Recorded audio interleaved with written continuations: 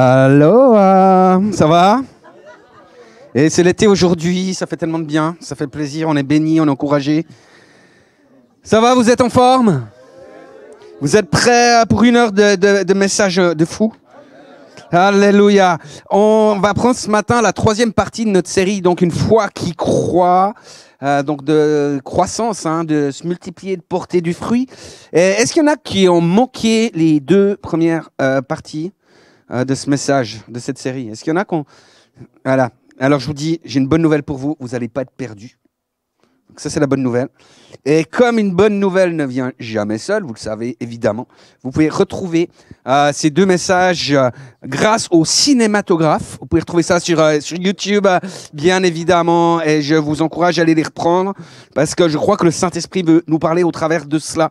Vous savez, cette série de messages, elle est née d'une interpellation que nous avait donnée apôtre Werner quand il était venu. Je crois que c'était, je pense en début d'année, quand il avait dit quand le Fils de l'homme viendra, trouvera-t-il la foi sur terre? Et je voudrais commencer par une question toute simple. Vous allez voir, il n'y a pas de piège, d'accord? Je crois que vous pouvez tous y répondre. Qui c'est qui a la foi dans ce lieu? Qui c'est qui croit en Jésus-Christ? Qui c'est qui est disciple de Jésus-Christ? Yes, c'est magnifique. Je crois que j'ai vu toutes les mains. Gloire à Dieu. Je me suis dit, on va avoir un problème autrement, mais je crois que là, vous avez joué le jeu, c'est excellent. Maintenant, je vais vous poser une question un tout petit peu plus difficile. Il n'y a pas de piège non plus. Mais voilà, j'aimerais vous demander, qu'est-ce qui me prouve que vous avez la foi? Qu'est-ce qui me prouve que vous avez la foi? Vous pouvez me dire, oh, je suis ici à l'église. C'est quand même... c'est déjà pas mal, on est d'accord, franchement. Mais les musulmans, ils vont à la mosquée, les juifs, ils vont à la synagogue.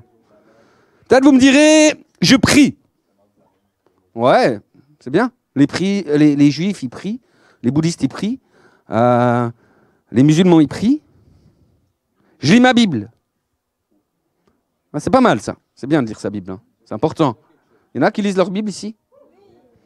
Il n'y en a pas beaucoup, par contre. Voilà, je vais peut-être reposer la question. Peut-être vous n'étiez pas prêts, vous avez été surpris. Lire la Bible, il y en a qui lisent la Bible ici? Magnifique, je suis réjoui. Mais chaque religion, chaque philosophie même, a ses bouquins, a ses textes sacrés, etc. Lorsque Jésus est monté au ciel à l'ascension, voici, il a dit à ses disciples, allez dans le monde entier, annoncer la bonne nouvelle à tous les êtres humains. Celui qui croira et sera baptisé, si tu n'es pas baptisé, attention, c'est le moment de venir vers moi, on va préparer les baptêmes de cet été. Celui qui croira, qui sera baptisé, sera sauvé. Celui qui ne croira pas sera condamné. Et il continue en Marc 16, versets 17 à 18, si tu peux m'afficher le slide, s'il te plaît. Il dit, et voici à quel signe on pourra reconnaître ceux qui auront cru en mon nom et chasseront des démons. Ils parleront de nouvelles langues. S'ils prennent des serpents dans leurs mains ou boivent du poison, il ne leur arrivera aucun mal. Ils imposeront les mains aux malades et ils seront guéris. Tu peux laisser le slide, pas de problème, merci. Selon Jésus, donc, ce qui caractérise un disciple de Jésus, la preuve manifeste de notre foi, c'est les miracles qui accompagnent ceux qui auront cru.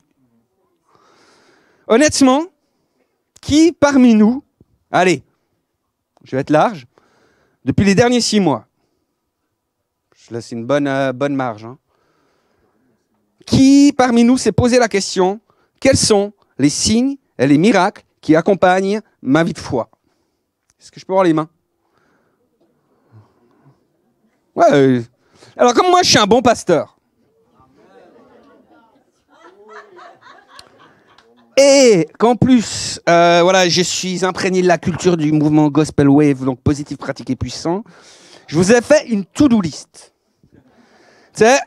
Et à partir de ces 5 lignes qui sont affichées, je vous laisse, est-ce que tu peux me la mettre, s'il te plaît? Donc, soit vous pouvez la reproduire, soit vous pouvez faire des photos, tu peux la mettre en plein écran, pense à ceux qui sont en ligne, s'il te plaît, merci. Donc voilà, vous pouvez la remplir, tu peux choisir aussi, selon ta mesure de foi, tu vas pouvoir choisir... si tu l'as rempli par semestre, si tu l'as rempli par mois ou de manière quotidienne. Ok, je vous vois bien rire. Mais au-delà du caractère de l'humour, les amis, parce que j'ai fait exprès que ce soit un petit peu rigolo, mais la question, elle est sérieuse là derrière. Est-ce que ta vie chrétienne, elle est empreinte de signes et de prodiges? Quelles sont les cases que tu peux cocher? Parce qu'autour de nous, il y a des gens qui se perdent. Il y a des gens qui sont engagés sur un chemin. Assis d'ici chantait ce chemin-là. C'est une autoroute. Donc tu peux enlever la liste, merci. Mais qui dit ce matin, en fait, j'ai besoin que ma foi grandisse. J'ai besoin de vivre une croissance dans ma foi. Et qui dit ce matin, finalement, autant mettre tous les atouts de mon côté, même si j'ai déjà entendu les 2 premiers messages sur cette foi qui croit, je vais peut-être les réécouter, je vais les reprendre. Il n'y a pas beaucoup de personnes, mais j'aimerais honorer ceux qui ont levé la main. Dans cette série, on parle de 3 générations. Avec ce principe, on a dit on veut lever des jeunes, on veut lever une génération qui soit des leaders. Que ce soit une génération de jeunes gens qui vont conquérir la terre promise. Tu peux mettre le slide avec le tableau. Notre objectif, c'est vraiment que cette nouvelle génération soit en feu. Ce qu'on veut lever, c'est des Josué. On veut lever des Moïse. Et moi, je crois que c'est possible. Je crois que Dieu veut ça. Je crois que c'est le projet de Dieu pour nous, pour nos vies, pour l'Église, pour les jeunes gens. Amen. Amen. Cependant, les amis, j'aimerais vous dire une chose qui est très importante, c'est que les choses ne vont pas arriver par hasard. Les choses n'arrivent rarement fortuitement. Vous ne verrez jamais un jeune de 15 ans juste devenir par accident. Tu verras jamais un jeune de 15 ans qui vient vers toi et qui dira « Oh, je te jure, je voulais pas. Je gérais trop le truc et puis finalement, voilà, j'allais à l'école à pied et là, je suis tombé dans la droiture. » Je sais pas ce qui s'est passé, je sais pas ce qui s'est produit, mais juste trébuché, je suis devenu saint. Est-ce qu'on verra des choses comme ça? Jamais. On verra jamais ça. Et dans notre tableau, on l'a dit, le problème de la première génération, c'est qu'elle n'a pas su transmettre cette foi à la génération suivante. Et quand on laisse les choses aller, quand on n'est pas intentionnel, vous savez ce qui se passe? On glisse. Et tu glisses rarement pour le meilleur, tu glisses rarement pour des bonnes choses. Voilà, vous comprenez le principe? Ça va? Mais prenez l'exemple des parents. Il y en a qui vont être parents dans celui? Non. Comment ça se passe pour les parents avec leur premier enfant? Ils sont hyper soucieux de bien faire. Ils font vraiment gaffe, tout est préparé, tout est clean, tout est rangé.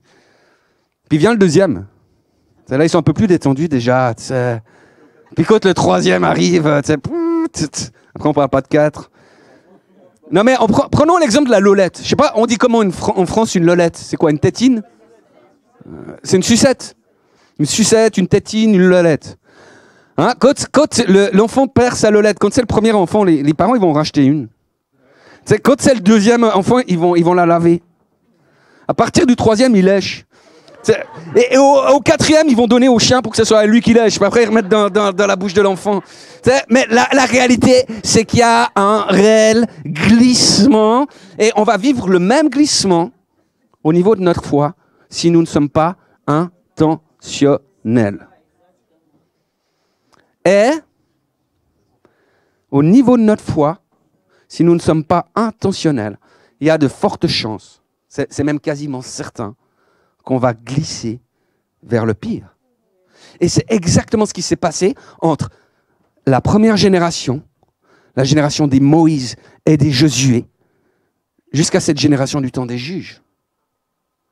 Nous allons donc être intentionnels quant à ce que nous allons donner à la prochaine génération afin de les aider à réussir spirituellement. On ne peut pas contrôler leurs décisions, mais on peut contrôler à quoi on va les exposer. On peut contrôler ce qu'on va leur donner. Amen. J'aimerais lire un texte avec vous dans Deutéronome 6, versets 4 à 9. Et on va parler de 3 choses que nous allons donner intentionnellement à la prochaine génération. En fait, pour être très clair, vous avez mis le texte un peu vite là, parce que j'ai juste expliquer des choses. Il y a 3 choses que j'aimerais pouvoir souligner avec vous, qu'on va pouvoir donner à cette prochaine génération. Mais en fait, la réalité, c'est qu'aujourd'hui, on va en voir qu'une. Parce que j'avais commencé à préparer le message. Quand j'ai vu l'importance du premier point, je me suis dit, si je passe au 2e et au 3e point aujourd'hui, on est là jusqu'à cet après-midi. Donc, on va prendre plus simplement vraiment ce premier point aujourd'hui, mais on va être sur 3 éléments à partir du texte qu'on va voir maintenant dans Deutéronome. Qu'on veut pouvoir donner à cette génération. Deutéronome 6, les versets 4 à 6, s'il vous plaît. Écoute Israël, l'Éternel, notre Dieu, est un. Tu aimeras l'Éternel, ton Dieu, de tout ton cœur, de toute ton âme, de toute ta force. Les commandements que je te donne aujourd'hui seront dans ton cœur. Tu les répéteras à tes enfants, tu en parleras quand tu seras chez toi, quand tu seras en voyage, quand tu te coucheras, quand tu te lèveras. Tu les attacheras à tes mains comme un signe, et ils seront comme une marque, je crois. Elle n'est pas... Ouais, c'est ça. Une marque entre tes yeux. Tu les écriras sur les montants de la porte de ta maison et sur les portes de tes villes. Merci. Tu peux mettre du coup le slide suivant. Si on reprend notre tableau, tu peux le mettre là aussi en plein écran pour le streaming. J'aimerais juste que vous puissiez regarder ce tableau et puis que vous puissiez définir pour vous dans quelle génération vous avez l'impression de vous trouver. Est-ce que vous faites plutôt partie de la première, de la deuxième ou de la troisième? Et vous gardez ça dans votre tête. Ça marche?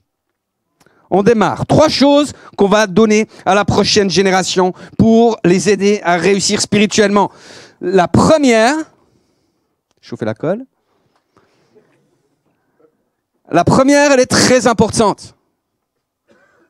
Nous voulons leur offrir une communauté qui en vaut la peine.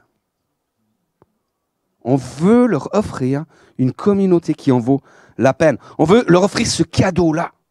Le verset 4 de Deutéronome 6 dit « Écoute Israël, l'Éternel, notre Dieu, est un. » Ce texte, il est connu sous le Shema, Shema Israël. C'est vraiment une prière essentielle qui est destinée au peuple juif. Écoute Israël. En d'autres termes, Israël, telle est ta foi nationale. En Suisse, on a le préambule de la Constitution qui dit « Au nom du Dieu Tout-Puissant ». Qu'est-ce que ça veut dire? Le peuple suisse dit « Voici notre foi, au nom du Dieu Tout-Puissant ».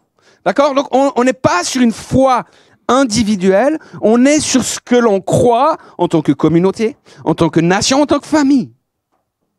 Aujourd'hui, une famille, c'est généralement composé de 1, 2 enfants. C'est dans les statistiques, ils disent 1,5. Je me suis toujours demandé comment on pouvait avoir un enfant et demi. Tu sais. Bref. Mais, dans le fond, ce que je considère, moi, comme ma cellule familiale, ce qu'on considère, nous, en général, c'est quoi? C'est un mari, une femme, ou une personne seule, avec les enfants qui sont directs. Mais dans l'Ancien Testament, la conception familiale de la famille était très différente de ce qu'on peut avoir aujourd'hui. En fait, dans l'Ancien Testament, la famille, c'était bien plus large que ça. Littéralement, c'était une communauté de personnes qui s'étendaient non seulement au mari, à la femme et aux enfants, mais il y avait aussi les travailleurs qui servaient dans la maison. Il y avait les frères, les sœurs adultes avec leurs enfants, leurs petits-enfants, etc. Et les communautés pouvaient, une famille pouvait représenter 80, 80 ou jusqu'à 100 personnes.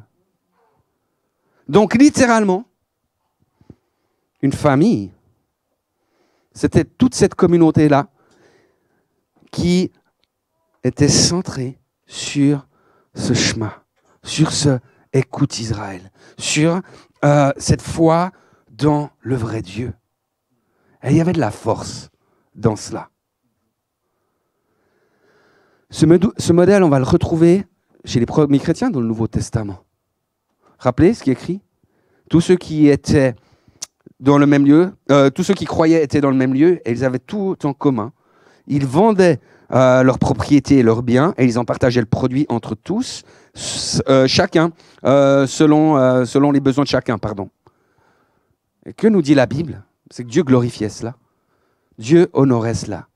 Dieu bénissait. Et ces communautés étaient impactées non seulement par la présence de Dieu, mais c'était des communautés qui impactaient le monde au travers de tout cela.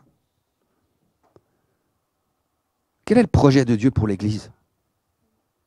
Quand Paul parle des 5 ministères qui sont donnés au corps, qui sont donnés à l'Église pour l'édification de celle-ci, il ajoute, après aux Éphésiens 4, verset 13, merci si tu peux le mettre, il ajoute, « Ainsi, nous parviendrons tous ensemble à l'unité dans la foi, dans la connaissance du Fils de Dieu, à l'état d'adulte, à un stade où se manifeste toute la plénitude qui nous vient du Christ. » Et quand la plénitude de Christ est manifestée, les miracles, les signes et les prodiges sont manifestés. Ceux qui ont lu la Bible, ils savent ça. Ceux qui ont vu l'histoire de Jésus, ils savent ça. Donc ce n'est pas un sujet accessoire. Quand on dit qu'on veut leur donner cette communauté-là, ce n'est pas quelque chose qui en vaut pas la peine. Mais la réalité, c'est que ton niveau de relation avec l'Église révèle ton niveau de maturité spirituelle. Dis-moi quelle est ta relation avec le corps de Christ et je te dirai à quelle génération tu appartiens. Et vous savez, après, dans le texte d'Éphésiens, il parle aussi de la connaissance du Fils de Dieu. Ça fera partie du prochain message. Vous verrez, il va être hyper bien aussi. Vous allez être tellement bénis, ne ratez pas ça. Vraiment, ne manquez pas ça. Et j'aimerais citer le pasteur Bill Johnson, tu peux l'afficher, où il dit, mais deux valent mieux qu'un. S'ils sont unis. Mais deux valent moins qu'un s'ils sont divisés. Et cette citation, je l'ai reprise parce qu'on se retrouve avec ma chérie chaque semaine et puis on a entre autres dans les livres de dévotion quotidienne, on a un livre de Bill Johnson qui s'appelle « Accueillir sa présence chaque jour » et c'était la pensée du mardi 9 avril. Et voici ce qu'il dit, je vais vous lire ça.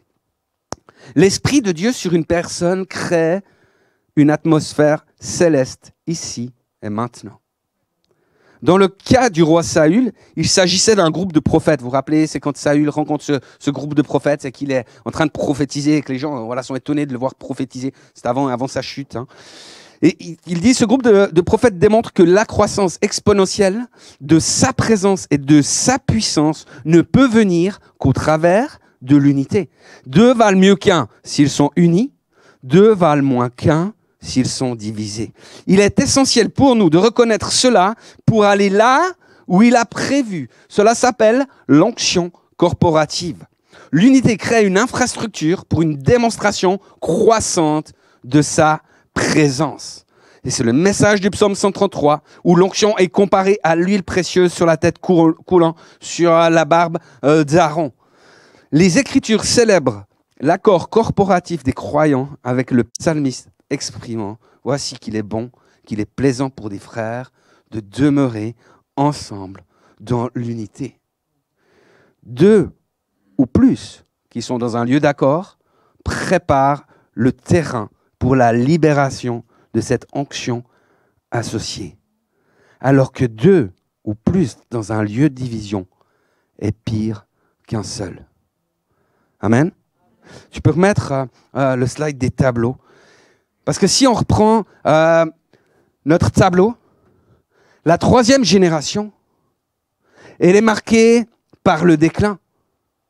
Pourquoi? Parce qu'elle n'a pas de vision, elle n'a pas de combat, elle a perdu le sens des choses, elle a rejeté les valeurs communes, et cela a favorisé quelque chose, c'est l'indépendance. Chacun faisait ce qui lui semblait bon. Et aujourd'hui, les amis, l'Église est souvent marquée par cette culture d'indépendance où chacun fait ce qui lui semble bon. Ce n'est pas au pasteur de dire « parce que je fais ce qui me semble bon ». En fait, les seules communautés qui sont à l'honneur dans notre monde, c'est les communautés sur TikTok, sur Snap. T'sais. Bienvenue la communauté. Je suis content de vous retrouver. J'aurais dû faire influenceuse. Moi, j'ai raté ma vocation. Et je vais dire quelque chose. Ça va peut-être gêner toutes celles et ceux qui tiennent vraiment à leur indépendance. Mais je vais dire une chose qui est vraie. C'est qu'être indépendant, c'est clairement non chrétien. Je vais le répéter parce que c'est vraiment bien et que je prêche un peu mieux que ce que certains d'entre vous disent amen. Donc, je vais le redire. Être indépendant, c'est clairement non chrétien. Parce que Dieu nous a créés pour dépendre de lui. Et il nous a créés pour dépendre des autres en tant que famille de Christ. Les Écritures sont riches sur la manière dont, finalement, on doit se traiter les uns les autres. Tu sais, Jésus va dire, c'est quoi les 2 plus grands commandements? Tu aimeras le Seigneur ton Dieu, toute ta force, tout ton cœur, toute ta pensée. Et le second qui lui est égal. Le second, il lui est égal. Tu aimeras ton prochain comme toi-même. Donc, il y a une part de relation personnelle avec le Seigneur. Ça, on en est tous convaincus. Et vous savez, ça, c'est la grande force des évangéliques. On insiste sur la conversion personnelle. On insiste sur la relation personnelle avec le Dieu, le lieu secret. Et c'est bon, il est juste et il est important de le faire. Mais il y a à part égale, les amis, la communauté des croyants rassemblés. L'Église est son projet. Et on se renforce les uns les autres en faisant l'expérience de sa présence. Amen. La Bible nous enseigne à nous aimer les uns les autres.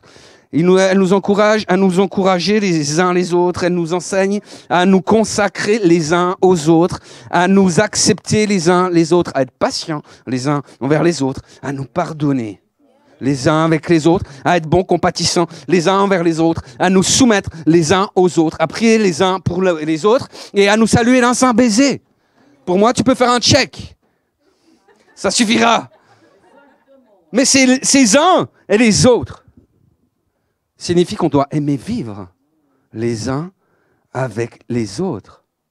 Et ça, les amis, ça va libérer la puissance de Dieu, comme le disait le pasteur Bill Johnson.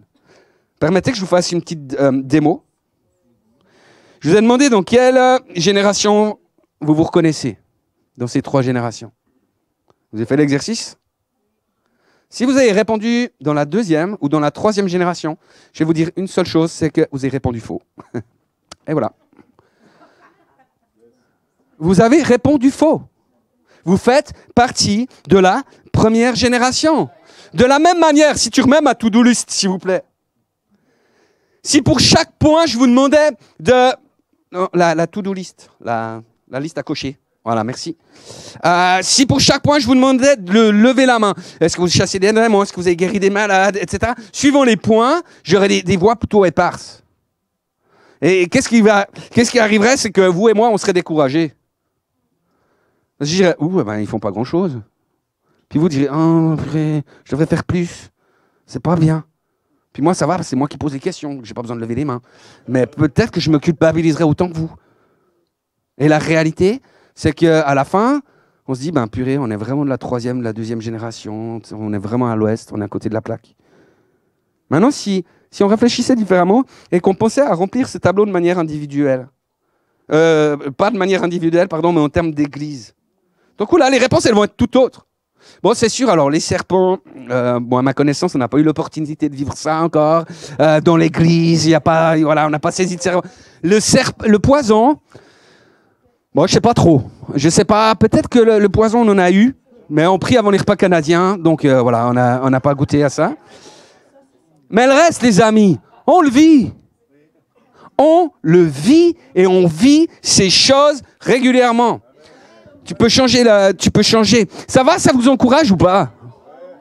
Mais, sincèrement, qui sait chasser les démons? Qui sait dans ce lieu qui a déjà été libéré d'esprits, de mauvais esprits, que ce soit des esprits de mort, des liens spirituels, des liens d'âme, tu sais que ce soit au travers d'Apôtre Werner ou d'un autre ministère. Waouh, magnifique. Ok, qui sait... parler des nouvelles langues. Ok, non, mais c'est bon. Non, mais aujourd'hui, c'est un acquis ici. Mais vous imaginez pas, moi je me rappelle toujours au début, c'était loin d'être un acquis. C'était un combat pour qu'ici on chante tous les dimanches en langue, qu'on prie en langue, qu'on vive. Mais on a choisi et on était intentionnel pour cela. Et gloire à Dieu, c'est un acquis. C'est pour ça que je ne veux pas vous demander de lever la main. Guérir les malades, qui était guéri, que ce soit au niveau du corps, de l'âme, que ce soit pour un tout petit truc ou un truc plus gros. Qui c'est qui a été guéri dans ce lieu? Ah, gloire à Dieu. Qui c'est, par exemple, qui a déjà reçu une parole prophétique? J'élargis un petit peu. Qui c'est qui a déjà reçu une parole prophétique, une parole de connaissance, quoi que ce soit?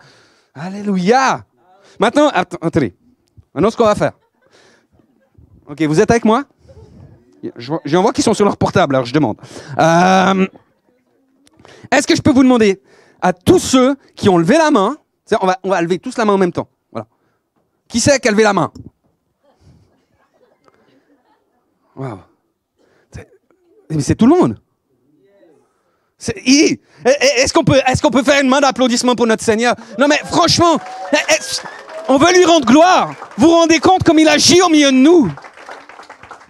C'est extraordinaire. Après, quelqu'un va me dire, oh, vous n'êtes pas une église de la première génération? Rigole. On est une église de la première génération. Alors bien sûr, on a des progrès à faire. Pas tous les malades sont guéris. Hein? Et puis, on a reçu des promesses pour cette maison-là, pour cette église, qu'il y aurait des gens qui ont des maladies psychiatriques, psychiques, qui viendraient ici, qui seraient guéris, qui seront complètement transformés. Et ça doit arriver. Et ça, on doit l'avoir. On n'a pas encore ressuscité des morts.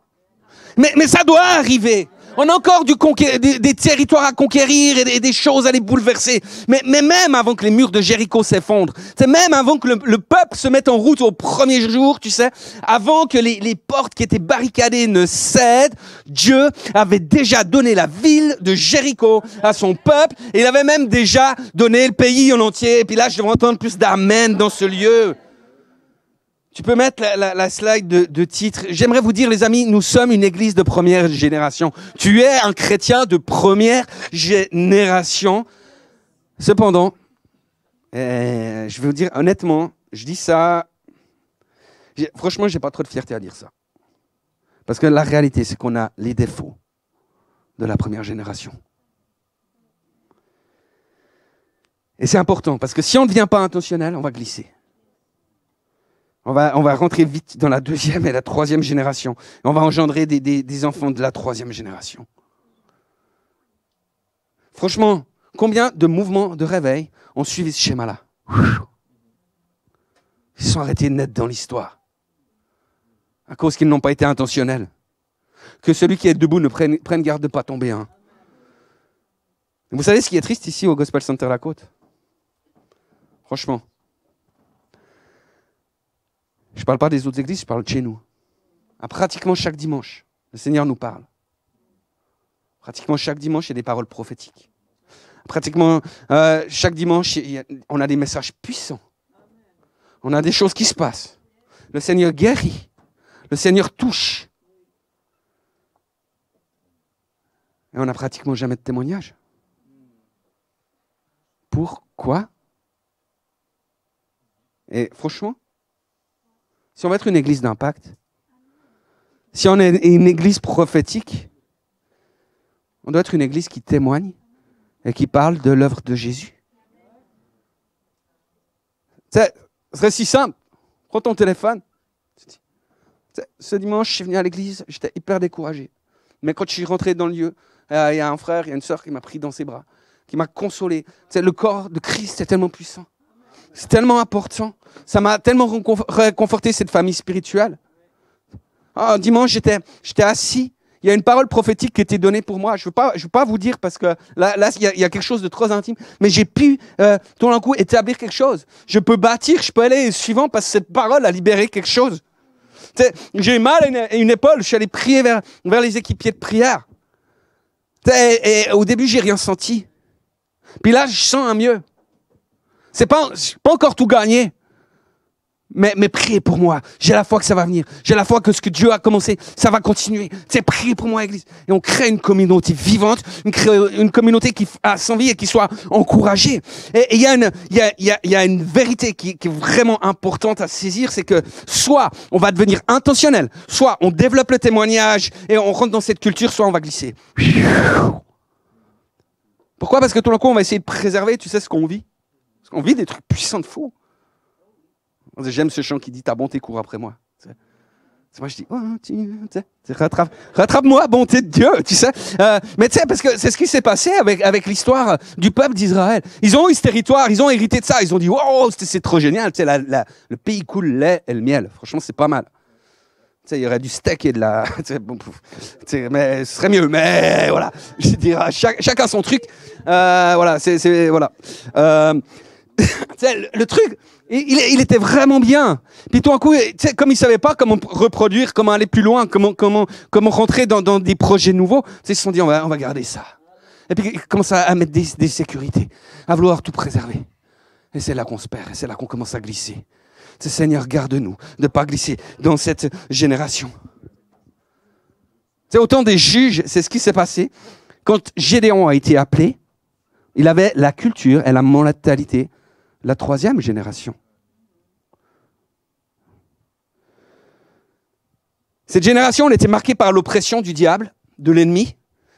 Ils se faisaient piller, les femmes se faisaient violer, les enfants étaient emmenés en esclavage. Et quand Dieu va venir trouver Gédéon, c'est pour qu'il entre dans son appel, la réponse de Gédéon, à quelque part, c'est une prière, cette réponse de Gédéon.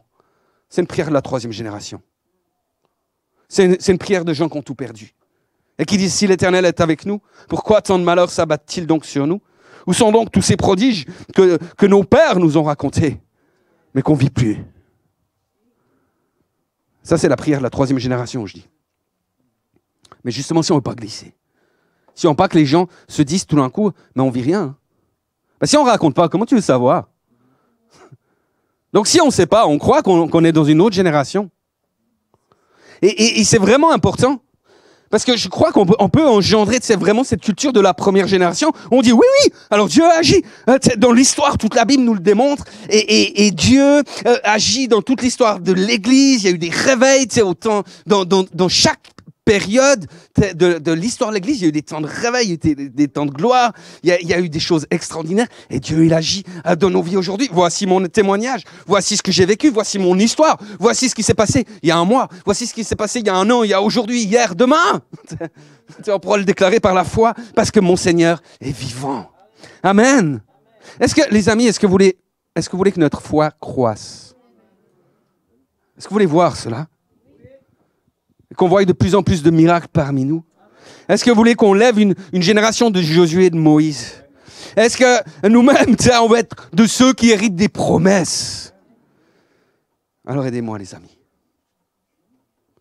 Aidez-moi.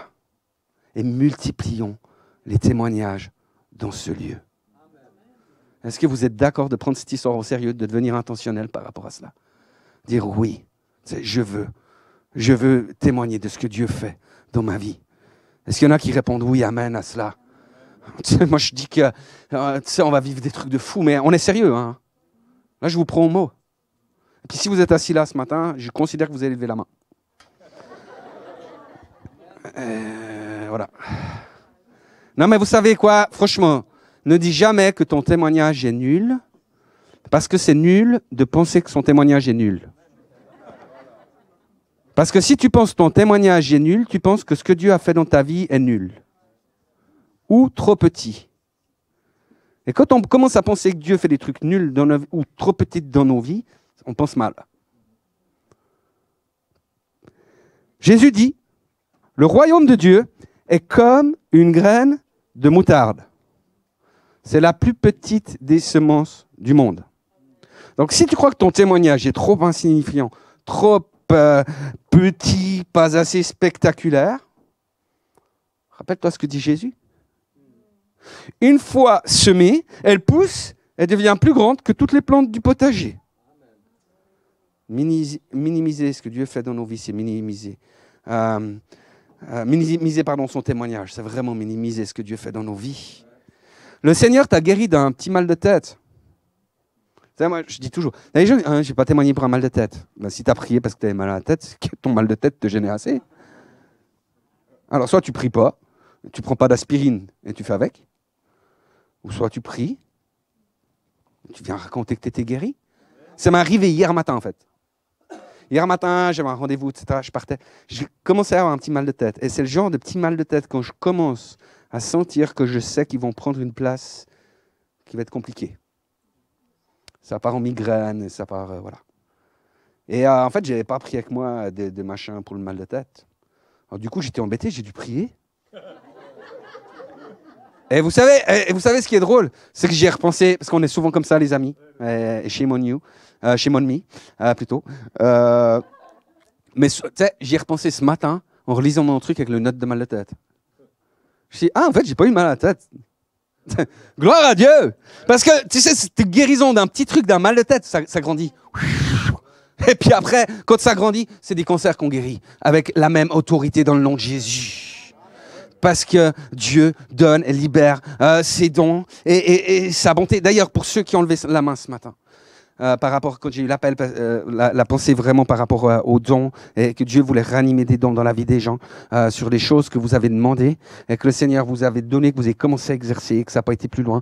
Et il y a plusieurs qui ont levé la main ce matin. J'aimerais vous dire une chose, ce que l'apôtre Paul a dit à Timothée. Il faut y aller maintenant.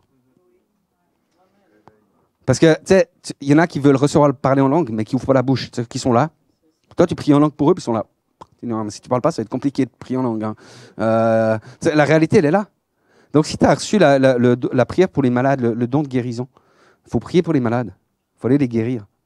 Si tu as reçu un don de prophétiser, commence à libérer des paroles.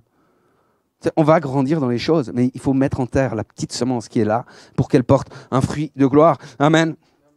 Amen. Donc Jésus va dire que, en fait, cette petite graine monte des branches si grandes que les oiseaux du ciel peuvent venir nicher à son ombre. Tu sais, l'histoire elle est partie d'un tout petit truc qui a l'air nul à notre niveau, parce que nous on aime les histoires qui font pouf, etc. Mais la réalité, c'est que cette petite graine toute petite, tu la regardes, tu vois un grain de moutarde, tu te dis t'es quoi toi? La réalité, c'est que ça va avoir une puissance tellement grande que ça va, que ça va porter du fruit, que ça va apporter une bénédiction pour d'autres et même permettre à ce qu'il y ait d'autres choses qui naissent de cela, parce que les oiseaux sont venus nicher dans les branches. Amen.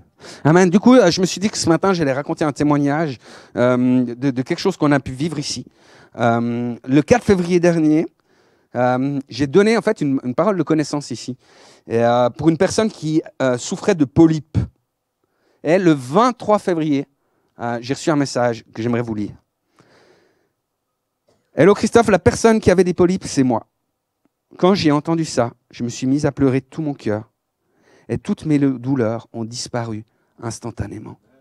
Et depuis le 4, je ne saigne plus quand je vais aux toilettes.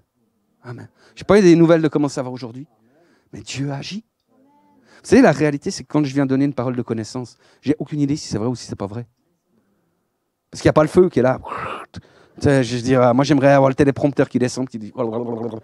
Non, tu dis des choses qui sont là, et tu vois que le Seigneur a donné, et que le Seigneur agit bien au-delà de nous-mêmes, parce que c'est lui qui est puissant. Mettons nos regards sur lui. Il nous utilise. Gloire à Dieu. Merci parce qu'il a décidé de faire avec nous. Mais l'important, c'est pas que les gens nous trouvent nous, c'est qu'ils trouvent Jésus. Parce que c'est Jésus qui a la possibilité de changer les vies, qui a changé voilà, qui a la possibilité de tout changer dans nos vies. Vous savez, Dieu, il a des projets tellement extraordinaires pour cette église. Tellement extraordinaires pour la famille que nous sommes. Tellement fort. Et vous savez, ces temps, moi, je suis en colère. Je suis en colère après le diable. Franchement, moi, je n'ai ras-le-bol. C'est comme si on est des Gédéons. Il y a des Madianites qui viennent tous les jours nous piller, on les laisse faire. Puis après, on se plaint. Oh Seigneur, pourquoi? Moi, je n'ai marre de ça. Et quand Gédéon s'est levé, avec toute son armée, avec le peuple qui était avec lui, avec ceux que Dieu avait choisis pour aller de l'avant, puis aller détruire ces envahisseurs. Quand il s'est levé, les Madianites, ils continuaient leur cirque. Mais tout coup, ils se sont pris un retour de manivelle, là. Et le diable, il doit recevoir un coup de manivelle, là. C'est quoi cette histoire? Moi, j'en ai marre. Et ce matin, j'ai envie de faire un appel, et je crois vraiment que c'est un appel apostolique que je dois libérer ce matin sur l'Église. Parce que le Seigneur dit, il y a une saison du royaume de Dieu qui est différente pour le Gospel Center La Côte. Et je le crois. Je crois que les projets qu'il y a là pour nous, ils sont juste énormes. Je crois qu'il y a un réveil qui doit partir sur la côte. Je crois qu'il va y avoir des miracles de fou. Et je crois qu'on va le vivre. Et quand je dis je crois, je ne suis pas en train de dire je crois, j'ai l'impression qu'on va le vivre, les amis.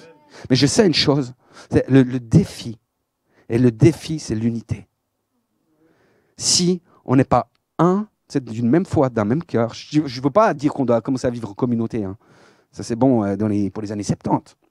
Je dirais, on n'est pas des hippies, les amis. Mais je crois qu'il y a quelque chose par rapport à la famille spirituelle que Dieu est en train de libérer sur cette saison. Vous savez, il y a eu beaucoup de choses qui ont été données sur l'esprit d'adoption. Il y a eu beaucoup de choses qui ont été données sur le fait d'être pas orphelin, justement, de pouvoir grandir. Mais pourquoi? C'est pour faire partie d'une famille. Dieu nous a rachetés pour faire partie d'une famille. Elle est bon nombre des amis ne comprennent pas l'importance de l'Église. Et je crois qu'il y a quelque chose de vraiment important de pouvoir rétablir aujourd'hui dans ces temps. Je crois qu'on doit être des David qui vont, qui vont aller rechercher tout un coup ce que le diable a volé.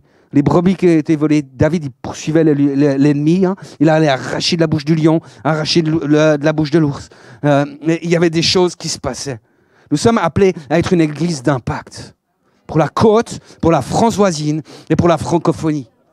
Et Jésus me parlait au travers d'un texte, parce que je lui demandais comment est-ce qu'on va aller plus loin, Seigneur. J'aime ce qu'on vit. Et je rends gloire à Dieu pour tout ce qu'on vit. Et franchement, quand je vois ce matin que 100% des personnes ont levé la main, je sais qu'on est des gens bénis. Mais je crois que le Seigneur veut nous entraîner plus loin.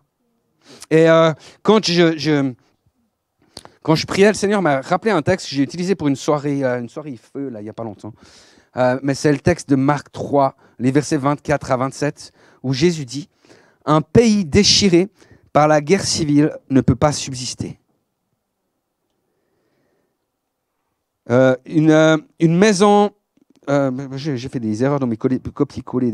Une maison ne peut pas subsister aussi si elle est divisée en elle-même. Hein. Et puis il dit, si donc Satan se bat contre lui-même, si son royaume est divisé, il ne peut plus subsister et c'en est fini de lui.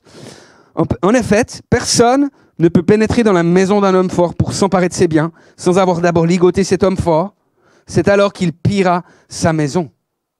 Et la réalité, c'est que si nous voulons vivre cela, si on commençait à aller mettre le péchi là dans le royaume des ténèbres, commencer à poursuivre le diable là, pour lui faire peur, commencer à chasser les démons, à guérir des gens, à ressusciter les morts, si on commençait à vivre le miraculeux, le royaume de Dieu, tout ce qu'il a prévu pour nous dans toutes choses, ça peut avoir un véritable impact à travers nos vies.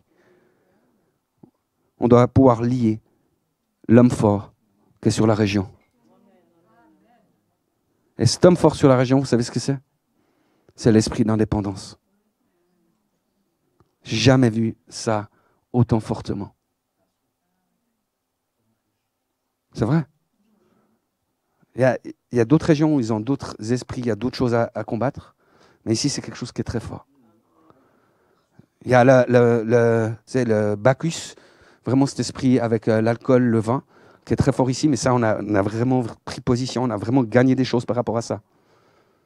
Mais il y a cet esprit-là. Et ce que je voyais en esprit aujourd'hui, ce matin, alors que je venais ici, c'est que si je reprends cette image de Josué, c'est comme si, jusqu'à aujourd'hui, on avait vaincu Jéricho. C'est-à-dire qu'on a vraiment gagné des choses, on est entré au début du territoire, on est entré dans ce que Dieu avait pour nous. Et en fait, aujourd'hui, les murailles sont tombées, il y a des choses qui sont tombées. Je parlais de l'esprit, par exemple, par rapport à l'alcool, par rapport à tout ça. Ces choses-là ont été gagnées. Le Seigneur me disait, c'est bon, vous avez gagné ça. C'est bon, c'était la première étape. Maintenant, il y a tout le pays promis qui est là. Et soit à un moment, tu vas reconstruire les murailles et puis rester dans Jéricho, parce qu'on est tranquille finalement. Ou soit, maintenant, il va falloir lier cet homme fort et on va commencer à les piller, c'est bien. Et moi, j'ai envie qu'on puisse prier pour ça ce matin.